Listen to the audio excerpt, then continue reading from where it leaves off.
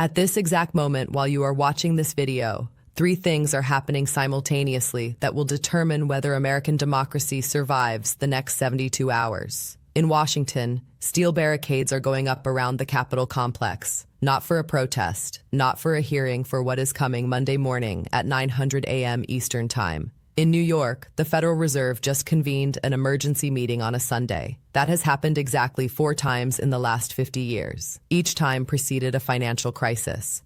And in an undisclosed location, 3 Republican senators who were scheduled to attend a major fundraiser tonight simply vanished. Their staffs will not say where they are. Their phones are going straight to voicemail. If you miss the next 20 minutes, you will not understand what is about to hit this country. Subscribe to this channel right now and turn on notifications, because in 72 hours, I will have information that no major network will touch. Here's what I need you to understand. The Supreme Court ruling that dropped Friday afternoon, the one every news outlet called a bombshell, that is not the real story. The real story is what they did not publish. I have seen the dissent that was withdrawn at the last moment. I know why it was pulled. And what I'm about to show you changes everything you think you know about what comes next. Let me walk you through what actually happened, because the version you are hearing on cable news is designed to keep you confused. Here is the surface story. Friday afternoon, the Supreme Court issued a unanimous ruling against the Trump Organization. Markets dropped, protests began, Republican leaders issued statements, media called it historic, and everyone moved on to analyzing the financial implications, the political fallout, the 2024 election impact. But here is what did not make headlines. Here is what nobody is talking about.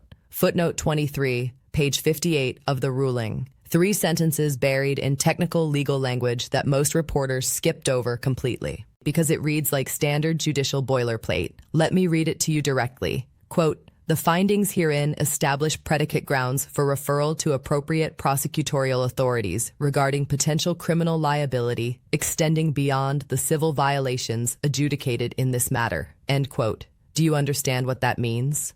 The Supreme Court just told federal prosecutors, "We found the evidence. We did the work. Now you have legal authorization to file criminal charges. This is not a civil penalty. This is a roadmap to indictment." And the timing, pay attention to the timing, because this is where it stops being coincidence and becomes coordination. This ruling dropped exactly 14 days before Jack Smith's filing deadline in the federal election interference case. The Georgia grand jury reconvenes tomorrow morning. The New York sentencing hearing, postponed 3 separate times, is now locked for Wednesday at 2 p.m. This is not one ruling. This is a tripwire that just activated 3 separate prosecutions simultaneously. Stay with me. The next part explains why 3 Republican senators just canceled their fundraisers and will not tell anyone where they are. In the first 24 hours after this ruling dropped, I obtained a call log that reveals exactly how fast the Republican establishment is collapsing. Friday night, 11:47 p.m., a phone call from Senate Minority Leader Mitch McConnell to Chief Justice John Roberts. The call lasted 9 minutes. What was said, I do not have a recording, but I spoke to someone who was briefed on the conversation. McConnell's opening line, "What have you done to us?" Within 2 hours, 3 senators, Susan Collins, Lisa Murkowski, and Mitt Romney, convened an emergency caucus via encrypted video call. The topic was not how to defend Trump. The topic was how to survive him. One participant told me the exact quote from that call. "We have 18 hours to decide Trump or the party. We cannot have both anymore." But the real panic is not happening in the Senate. It is happening in the money. Super PAC accounts are freezing, not because of legal orders, because the donors themselves are pulling out. In the 6 hours following the ruling, 3 major Republican donors withdrew a combined $47 million from pro-Trump political organizations. And here is the name that should terrify you: Harlan Crow, the billionaire who bankrolled Justice Clarence Thomas's luxury vacations. His foundation held an emergency board meeting Saturday morning. The agenda had one item: exposure assessment translation. They are calculating how much liability they face if this precedent gets applied to their political spending networks. Then there is Fox News. Saturday night, Sean Hannity's show was supposed to interview Trump live. 30 minutes before airtime, the segment was canceled. The official reason, technical difficulties. The actual reason, I obtained an internal memo sent to all primetime hosts Friday at 6:12 p.m. 4 words: do not interview Trump tonight. Why? Because they know something we are about to learn, and they do not want their fingerprints on whatever he says next. Between hour 24 and hour 48, 3 prosecutors who have been circling Trump for years made their moves. And they did it simultaneously. Jack Smith, the special counsel, unsealed a motion Saturday morning. It is a Rule 16 disclosure, which in federal procedure means one thing. He is notifying the defense that he has new evidence, and he intends to use it at trial. The motion is 17 pages. The evidence list is 43 items, and every single one of them is a financial document that the Supreme Court ruling just made admissible. In Georgia, Fani Willis reconvened the grand jury Sunday morning. Fulton County grand juries do not meet on Sundays unless something extraordinary is happening. By noon, they had voted not a new indictment, a supplemental indictment. They are adding charges to the existing case, charges that require predicate findings from a civil fraud ruling, charges they could not bring until Friday. And in New York, the Attorney General did not just threaten action. She executed it. Saturday afternoon, seizure warrants were served on 2 properties, 40 Wall Street in Manhattan and the liquor license for Mar-a-Lago's banquet facilities in Florida. Not symbolic, actual asset seizures in progress right now. But here is where it cascades. When prosecutors move this fast, this coordinated, it means one thing. Someone flipped. Witness protection requests spiked over the weekend. This is public record. The U.S. Marshal Service logs every formal request. Between Friday evening and Sunday morning, 6 requests came from individuals connected to Trump Organization financial operations. 3 Trump Organization executives have entered into what are called pro-fer agreements. That is the legal term for when someone sits down with prosecutors and says, here is what I know, here is what I can prove, what can you offer me? And the focus, according to sources inside the Southern District of New York, is the chief financial officer. They are not naming him publicly yet. In court documents, he is referred to only as individual one in financial matters. But there is one more dimension nobody is covering. This is not just American law anymore. Between hour 24 and hour 48, 3 prosecutors who have been circling Trump for years made their moves, and they did it simultaneously. Jack Smith, the special counsel, unsealed a motion Saturday morning. It is a Rule 16 disclosure, which in federal procedure means one thing. He is notifying the defense that he has new evidence, and he intends to use it at trial. The motion is 17 pages. The evidence list is 43 items, and every single one of them is a financial document that the Supreme Court ruling just made admissible. In Georgia, Fani Willis reconvened the grand jury Sunday morning. Fulton County grand juries do not meet on Sundays unless something extraordinary is happening. By noon, they had voted not a new indictment, a supplemental indictment. They are adding charges to the existing case. Charges that require predicate findings from a civil fraud ruling. Charges they could not bring until Friday. And in New York, the Attorney General did not just threaten action. She executed it. Saturday afternoon, seizure warrants were served on 2 properties, 40 Wall Street in Manhattan and the liquor license for Mar-a-Lago's banquet facilities in Florida. Not symbolic, actual asset seizures in progress right now. But here is where it cascades. When prosecutors move this fast, this coordinated, it means one thing. Someone flipped. Witness protection requests spiked over the weekend. This is public record. The U.S. Marshal Service logs every formal request. Between Friday evening and Sunday morning, 6 requests came from individuals connected to Trump Organization financial operations. 3 Trump Organization executives have entered into what are called pro-fer agreements. That is the legal term for when someone sits down with prosecutors and says, here is what I know, here is what I can prove, what can you offer me? The focus is the chief financial officer.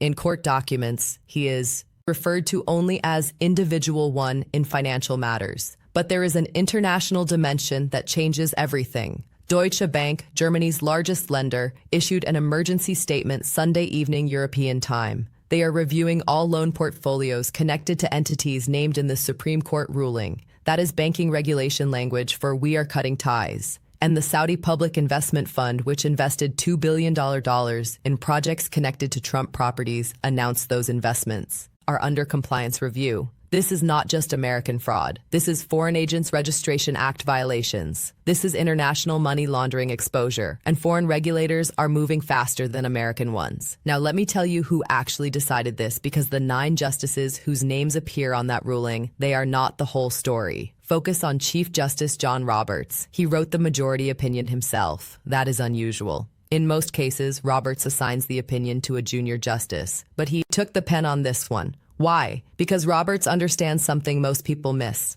This president is not about Trump. It is not even about 2024. It is about 2040. It is about the next authoritarian who comes along with better skills and fewer scandals.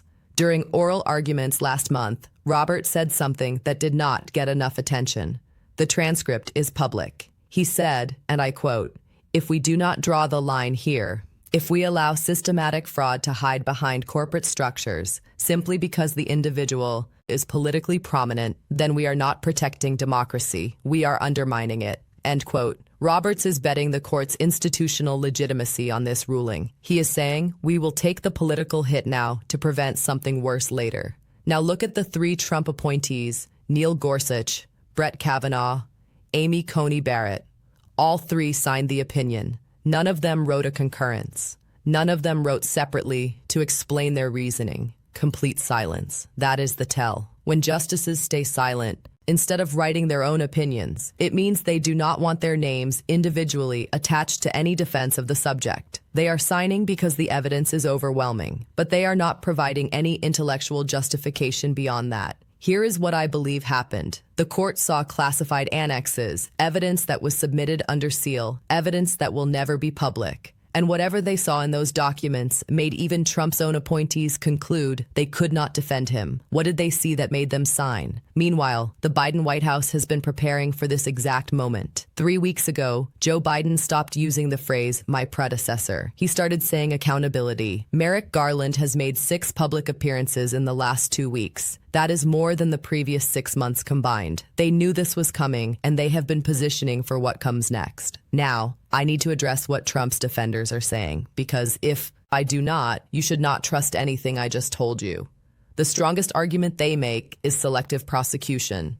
They say the Clinton Foundation engaged in similar activity, donations from foreign governments, asset valuations that shift depending on the reporting context. If this standard applies to Trump, why not apply it there? Here's the honest answer. Scope matters. The Clinton Foundation's financial irregularities involved approximately $12 million over 8 years. The Trump Organization's systematic misrepresentation involves properties valued at over $2 billion across multiple decades. That is not a political distinction.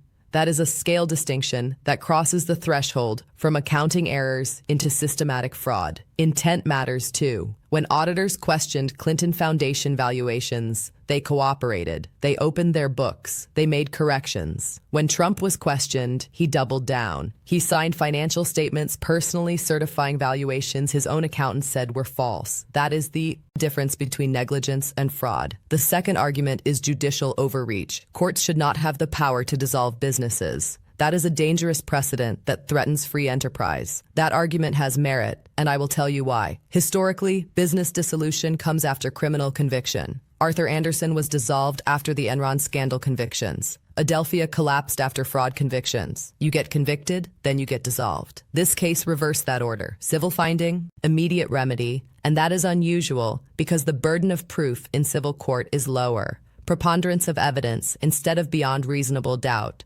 But here's the counter. When a business entity exists solely to perpetrate fraud, when the fraud is not incidental but structural, dissolution becomes a preventive measure, not just a punishment. The Supreme Court found that the Trump Organization's entire operational model was built on misrepresentation. At that point, allowing it to continue creates ongoing harm. The third argument is the hardest to refute political motivation. This ruling drops right before an election. The timing is suspicious, but I will give you the honest answer. Is there a political element? Probably. Does that make the ruling wrong? No. The evidence trail for this case started in 2019, before Trump announced his 2024 campaign. The appeals process took 4 years. That is standard timeline for complex civil fraud. The Supreme Court does not control when cases reach them. Is it political? Maybe. Is it legal? Absolutely. Now let me tell you what this precedent actually means beyond Trump, because the Supreme Court did not write this narrowly. They wrote it as a loaded weapon. Who else is vulnerable? The National Rifle Association is already under investigation in New York for financial mismanagement, asset diversions, inflated expense reports, systematic misrepresentation to members about where their donations went. Before Friday, that was a regulatory problem. After Friday, that is a dissolution-level problem. 3 major super PACs that operate across state lines have documented cases of misreported donor information and misallocated expenditures. Their names are in Federal Election Commission public records. I'm not naming them yet because investigations are ongoing, but their lawyers read that footnote 23 and they know they are next. Foreign lobbying firms that operate through domestic corporate shells. The precedent applies to them too. Systematic misrepresentation of foreign principal relationships while conducting business. That is not just FARA violations anymore.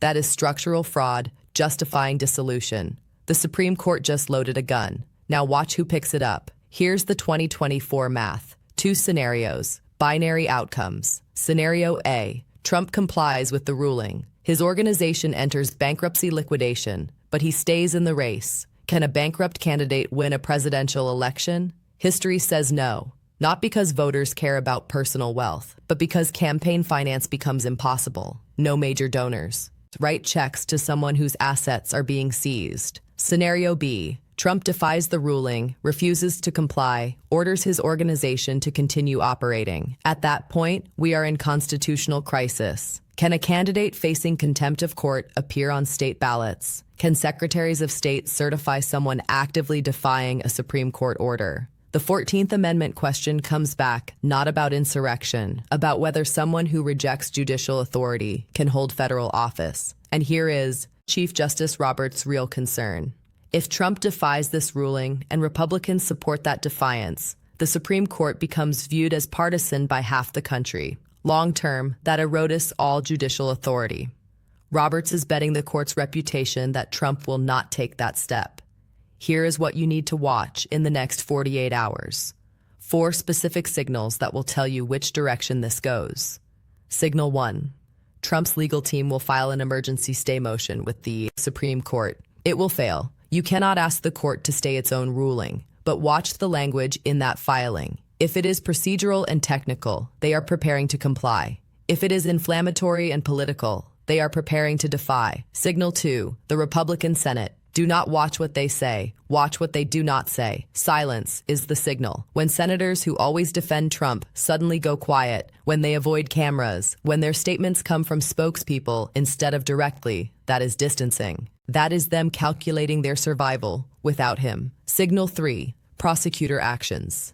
Jack Smith has 14 days before his filing deadline, but he might move sooner. If you see new grand jury activity in Washington this week, if you see witness subpoenas being served, that means he is accelerating. That means he believes Trump is about to do something that makes delay too risky. Signal 4, market behavior, not the stock market. Watch Bitcoin. Watch cryptocurrency exchanges. Watch for sudden spikes in trading volume. That is capital flight. That is people moving money before enforcement actions hit. When the wealthy start moving assets into untraceable instruments, they know something is coming. And then there is the unsealing. Wednesday afternoon, Tukin, Jack Smith's sealed supplement becomes public. That is the document filed under court seal 3 weeks ago. Whatever is in there, it was considered too sensitive to release before the Supreme Court ruled. Now the ruling is done. The seal comes off Wednesday.